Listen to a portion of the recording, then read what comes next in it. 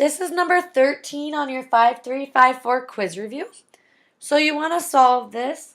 You want to solve for your x. So it's already set equal to 0, so that makes it easy. But then we have sine squared minus cosine squared x equals 0. So there's a couple things you could do. You could try to put it in terms of sine and cosine, which it already is. You could use difference of squares. But when I'm solving, I like everything just to be in terms of one thing if I can help it. So what I'm going to do is I'm going to change cosine squared of x using my trig identities. So I know I have still sine squared x minus, I know cosine squared of x is the same as 1 minus sine squared of x. And you could have changed sine squared, I don't know, for some reason I just like sine better. You could do cosine though.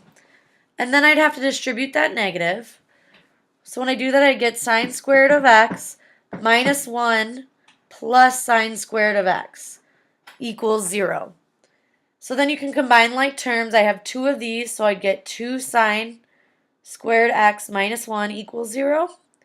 I'm trying to get x by itself, remember, so I'm going to add 1.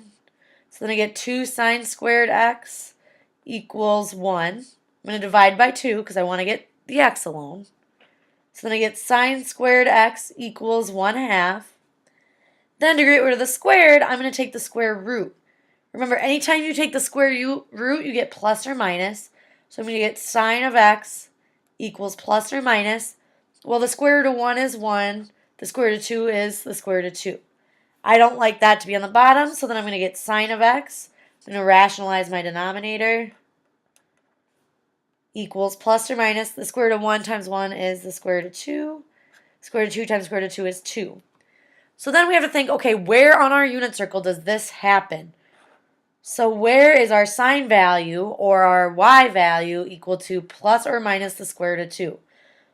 Well, the positive would be right here in this quadrant, and in this quadrant gives me a positive y value of square root of 2 over 2.